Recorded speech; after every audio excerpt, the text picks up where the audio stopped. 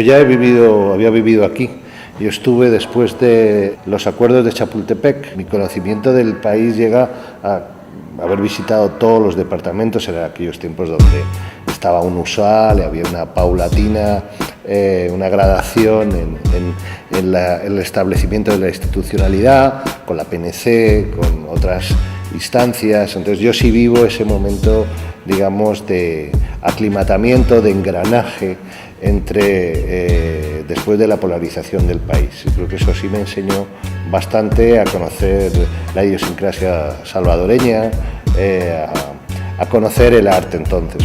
Lo que hay es una nueva intelectualidad esperanzada y toda una serie de profesionales de la cultura y del arte que creen en el cambio. Yo creo que luego, como pasa con la mayoría de las transformaciones, llega el desencanto.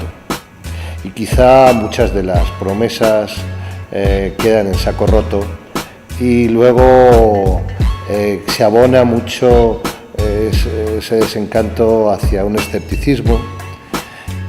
Y luego hay una fractura con las generaciones posteriores, quizá también olvidadizas con todo lo que ha pasado, que es una nueva generación del arte que creo que en los últimos años han empezado a dialogar y a construir puentes, porque tenemos toda la generación de la guerra de artistas, nuevo florecimiento de esta cohorte de posguerra, y luego hay una más tecnológica o más globalizada. A mí me da un miedo, que es que muchas veces la cultura es el ejemplo que se pone, la coartada para explicar, por ejemplo, en el sistema de integración centroamericano hablas de que todos pues tenemos una comida en común, que tenemos costumbres, que el lenguaje, que hay grupos étnicos transnacionales, es decir, el ejemplo de la integridad, de la integración pasa por estas metáforas culturales, ¿no?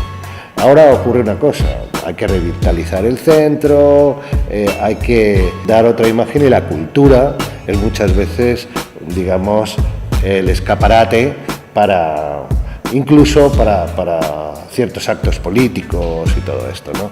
Yo a veces veo ese miedo de que la cultura sea ese motivo de solidaridad y hermanamiento y por otro lado la cenicienta a la hora de la distribución de los presupuestos del Estado, ¿no?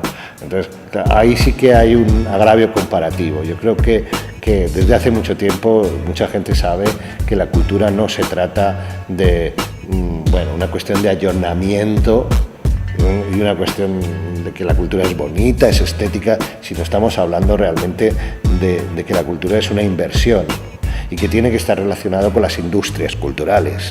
Y las industrias culturales es hacer teatros, es invertir en cine, es tener editoriales, favorecer todo un ecosistema cultural donde vaya es a que los profesionales del arte puedan ser efectivamente profesionales. La Ley de Cultura, aunque se aprueba el año pasado, no solo es una gran desconocida, sino que debido a la coyuntura ahora mismo política y económica, corre ciertos riesgos de no poderse llevar a cabo con la literalidad que se marca. Creo que otras cuestiones como la participación de las municipalidades, ¿no? Instar a las municipalidades a ser parte de la cultura, marca otros escenarios o no digamos que obliga porque es facultativo, pero determina la participación de los municipios como activos, ¿no? De este cambio. Creo que hay que enamorar y convencer a inversores nacionales, ¿no? para cambiar esto. Luego también quizás sea muy necesario el hacer puentes con los salvadoreños que han prosperado, sobre todo en Estados Unidos, ¿no? Tiene que haber, por un lado, un cambio en los patrones de juicio de lo que son las expresiones culturales y, por otro lado, espacios reduplicadores, como son salas de teatro, como son cines que pongan otras películas, como lugares para el esparcimiento y para que haya conciertos. Yo creo que quizá se haya enclavado y atornillado la cultura en ciertos museos, ¿no? Y sigamos todavía arrastrando una concepción de la cultura desde un punto de vista del esteticismo y a modelos clásicos. ¿A qué nos estamos enfrentando, y lo vemos en este país, con movimientos de jóvenes? A que plataformas de la ciudadanía están exigiendo los derechos. Y creo que la cultura y la ciudad son un tema y un escenario donde este cambio se puede dar a cabo. Y la tienes que ver en cómo los jóvenes se toman la calle y cómo ese va a ser nuestra sociedad que sea mejor. Cuando tenemos que pedir parques, cuando tenemos que pedir y la cultura va efectivamente imbricada. Este movimiento de gentrificación que se quiere hacer en el centro, para ganar el centro, efectivamente, tú no lo puedes hacer si no tienes plataformas como la que se ha formado de Maktub, o si no tienes grupos de teatro emergente que necesitan espacio, y hip hoperos, efectivamente estás pidiendo, tienes la necesidad de que la ciudad se te ofrezca, ¿no? Desde el punto de vista de la cultura, lo que es imperioso son dos cosas. Una es dotar de espacios para el desarrollo de la cultura.